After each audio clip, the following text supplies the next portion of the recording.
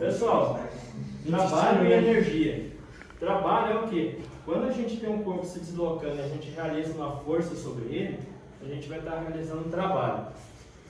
Então, o trabalho pode ser representado por essa letra que se chama tal, que é um cesto com uma perninha em cima, ou pelo W.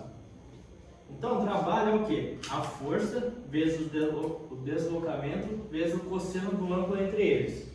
Então, como a força e o deslocamento são grandezas vetoriais, ou seja, tem módulo, direção e sentido, então um produto de dois vetores é uma grandeza escalar. Então, o nosso trabalho vai ser uma grandeza escalar. Então, como ele é uma grandeza escalar e os dois vetores que a gente está utilizando o módulo deles, então o valor do sinal do trabalho vai depender exclusivamente do cosseno do ângulo. Então, quando a gente tem um ângulo entre 0 e 90 graus, a gente vai ter um trabalho positivo, porque o cosseno dos ângulos entre 0 e 90 graus são positivos.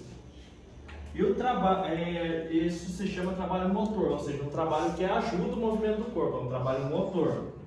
Se o ângulo for 90 graus, o cosseno de 90 é 0. Então a gente vai ter um trabalho nulo.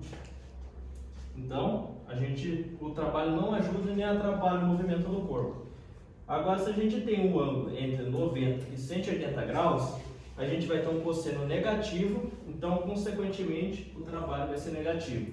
Então, o trabalho vai ser resistente, ou seja, ele atrapalha o movimento do corpo. A gente pode calcular o trabalho também pelo gráfico.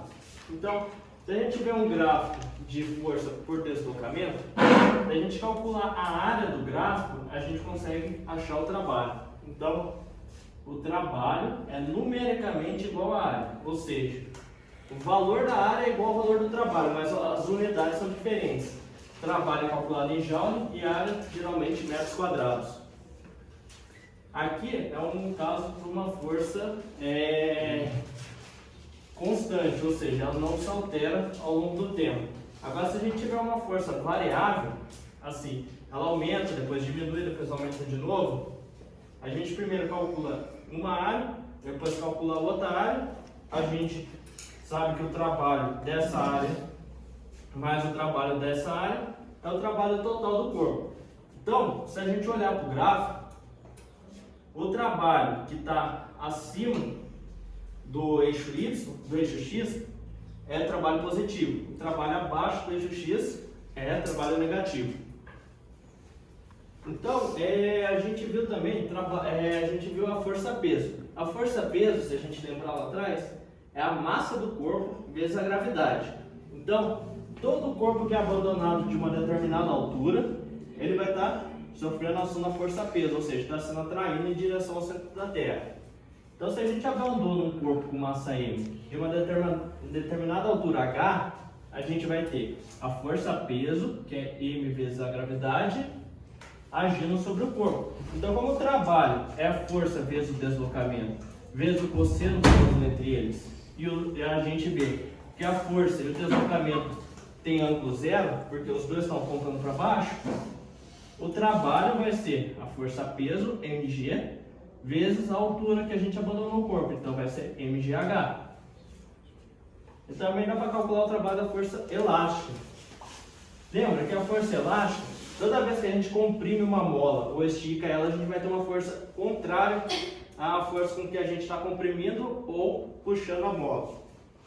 Então, a força elástica ela é menos kx, ou seja, é uma força conservativa, tende a agir contrário à força com que a gente está fazendo na mola. Então, se a gente jogar isso no gráfico, a gente tem assim, ó, a gente tem um gráfico da força da mola sobre o tanto que a gente comprimiu ou esticou a mola, que é o x. O x não é o tamanho do objeto, é o tanto que a gente comprimiu ou esticou a mola. Então, se a gente calcular a área desse gráfico, como é um triângulo, a gente tem base vezes altura dividido por 2. Kx vezes x dividido por 2. Dá mais ou menos kx quadrado. O que vai definir o sinal vai ser o tipo de força que você está fazendo, puxando a mola ou comprimindo a mola. E como na natureza nada é perfeito, que nem você ter um corpo sofrendo apenas uma força, a gente vai se deparar com corpos sofrendo vários tipos de força. Que nem quando a gente estudou atrito, a gente viu que tinha um movimento e tinha um atrito contrário ao movimento. Então, quando a gente tem várias forças, o mais fácil a gente fazer é calcular o trabalho de cada uma das forças e somar os trabalhos. Porque o trabalho, como é uma grandeza escalar, é muito mais fácil somar o trabalho do que somar todas as forças. Porque daí a gente teria que fazer somatório vetorial, que é um pouco mais complicado. Tudo bem?